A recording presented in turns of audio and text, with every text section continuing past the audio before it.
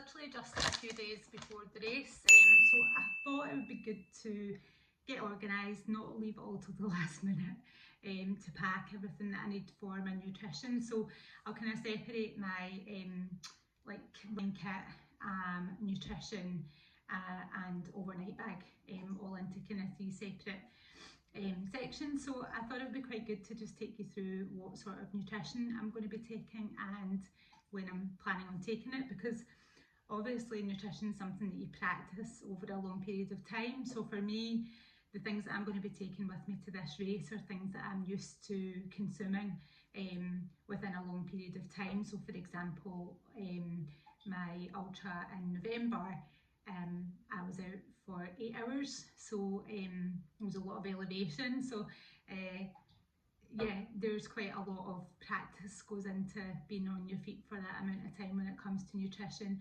You have to fuel to keep going. So the things that I'm taking with me to the Lake District are, you know, nutrition that I've practiced since, you know, the beginning of last year. There's nothing new that I'll be taking on race day. Sometimes they have really good aid stations and there's water, electrolytes, there's like tables full of snacks and crisps and, you know, home bacon and all that sort of stuff, but I don't touch any of that just simply because I have a really sensitive stomach. I suffer from IBS, and yeah, I just need to be careful what I'm consuming in terms of my stomach and what might upset it. So some people may think that, for example, the gels that I take are bad for your stomach, but these are gels that I've been taking for a long time. So I've been running for 14 years and I've not really changed the brand of gels that I've taken other than these body fuel ones that I'll show you. But I have practiced them and I know that my stomach is going to be fine with them, hopefully, on the day. So yeah, I'm not going to be changing anything during the race and I'll be sticking to what I know. I think that's a safe strategy. So I'll just take you through, in terms of my race pack, what I'll be putting in there.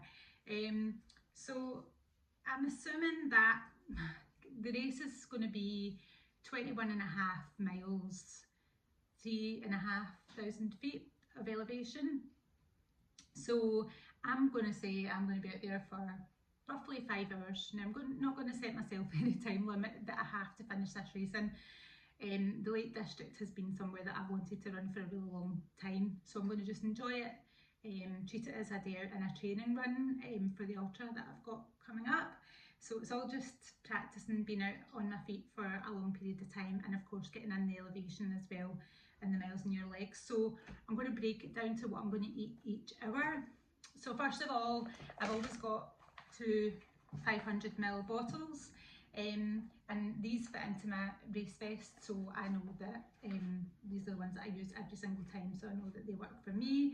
And in one of those bottles I'll usually put 2 to 3 scoops of tailwind, so probably on this occasion I'll put in 3 scoops, and I may take a backup so that I can fill my water bottles up halfway depending on the weather. So if it's a really warm day, I'll probably want to replace my electrolytes maybe halfway through. But yeah, that all just depends on what the weather's going to be like, but I've got that option if I need to. So I will put 2 to 3 scoops in one of these 500ml bottles and fill the rest up with water.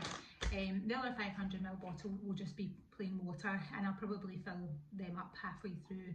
I think we get to Pulley Bridge halfway through, so Ullswater Way is like a kind of loop around the whole lake, I suppose, or what we'd call a loch in Scotland, and I think there's a halfway point where there's water and other aid station stuff available, so I'll probably refill these, and if it is a warm day I'll refill the electrolytes as well. So tailwind works really well for me, it's good on my stomach, and to be honest with you, ever since I started using that, I've seen a big difference in how I feel during the race. It does say it stops you from bonking, and I think it actually does. But in saying that, the rest of your nutrition I think has to be right as well, and everyone's completely different. So I know it works for me, but that's not necessarily going to be something that works for someone else. My coach recommended that I try and eat something every 30 minutes. So that's what I put into practice, and I've noticed a huge difference in the way that I feel, not just during the race, but also afterwards as well. So I used to feel really nauseous after a run, and I don't get that nausea at all anymore. So and it was quite severe previously, so I think it's working for me. But that might not necessarily be what works for you, so that's why practicing is so important. So in the first hour, I'll probably have one of these body fuel gels coupled with half a Luchos Delitos bar. So Luchos Delitos I found through another YouTuber, Flora Beverly, who takes them during her races, and I tried them out early part of 2023, and they really are great. They work for me. They're just so easy to eat, and the fact that they're wrapped in the palm leaf, you know, dropping rubbish in that sense, although I would still put the wrapper back in my pack and take home with me. Half of the Luchos Delitos, and then I would have the gel in the first hour. So that's like hour 1. Hour 2, I'd eat the other half of the Luchos Delitos, and then I'd have a goo gel. This one's not got any caffeine in it, but it's got 55 milligrams of sodium. So that's really good in terms of your electrolytes and balancing those. So that would be hour 2. Hour 3, I'm going to have probably a third of this. So this is Crownfield by Lidl. It's like a Scottish Oats kind of porridge bar, and it's raspberry and honey. I'm sure I said in one of my other videos this was cranberry and raspberry, but it's not. Raspberry and honey, and they're just really easy to eat. You do need to drink a bit of water with them though, that's the only thing. But yeah, probably a third of that, and I'd just eat while I was walking uphill or whatever else. So then the salted watermelon goo gel. So this one does have caffeine in it, so what I'll tend to do is, I think every third gel I'll have caffeine just to give me that wee bit of an extra boost. I reckon I probably by this stage in hour 3 would be say 12 or 13 miles in, possibly more if I'm not filming at that stage. So yeah, I'll take a wee kind of boost of caffeine at that point. And then hour 4, I would have another piece of the oat bar and another body fuel gel. So I like to just mix it up so that I'm not eating the same thing constantly, because I think I get fed up.